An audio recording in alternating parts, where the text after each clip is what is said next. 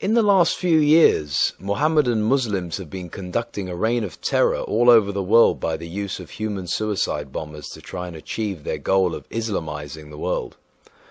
The so-called shaheeds, martyrs, have been promised by their mullahs, or so-called religious leaders, that they would end up in Muhammad's version of paradise, with sexual, sensual, and carnal pleasures for eternity. Does the Quran sanction suicide? Are these promises factual? Please elaborate on this.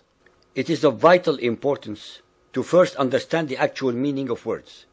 For example, in the Quran and Hadiths, a martyr or shaheed is one who dies in battle against an armed enemy, in combat, and definitely not as a suicider against civilian targets.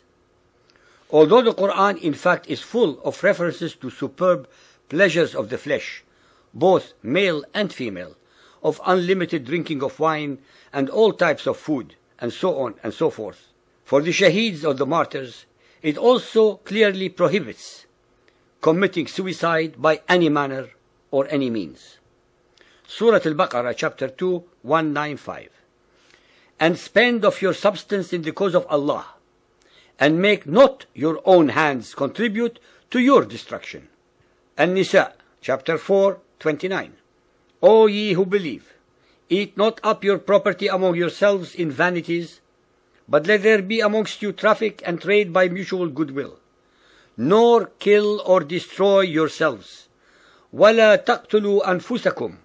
For verily Allah hath been to you most merciful. The Ahadith also prove that Muhammad considered committing suicide a cardinal sin. Despite the Quran's and Muhammad's prohibitions, Muhammadan scholars are justifying acts of wanton murder by suicide bombings and hijackings as true to Islam. They promise those martyrs unlimited pleasures of the flesh with 72 beautiful virgins in paradise. Sahih al-Bukhari Hadith 2.445, narrated by Thabit bin ad-Dahhak.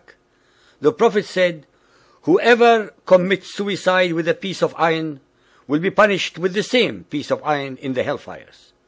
Narrated Jundab, the Prophet said, a man was inflicted with wounds and he committed suicide. And so Allah said, my slave has caused death on himself, hurriedly, so I forbid paradise for him. Sahih al-Bukhari Hadith 2.446, narrated by Abu Hurairah. The Prophet said, he who commits suicide by throttling shall keep on throttling himself in the hellfire forever. And he who commits suicide by stabbing himself shall keep on stabbing himself in the hellfire. Sahih al-Bukhari Hadith 8.73, 8.126 and 8.647, narrated by Thabit bin ad-Dahhak. And if somebody commits suicide with anything in this world, he will be tortured with that very thing on the day of resurrection. Hadith Qudsi Hadith 28. There was amongst those before you a man who had a wound. He was in such anguish that he took a knife and made with it a cut in his hand. And the blood did not cease to flow till he died.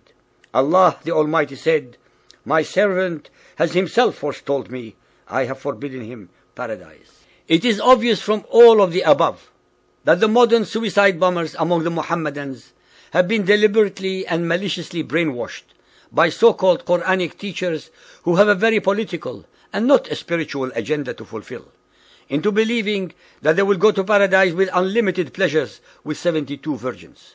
It is crystal clear from the above Quran and Hadith verses that martyrdom requires dying or getting killed in battle and not by committing suicide. If only these would-be suiciders actually realized that they will end up in hell, blowing themselves up repeatedly till the last days, none of them would have committed these insane and depraved acts.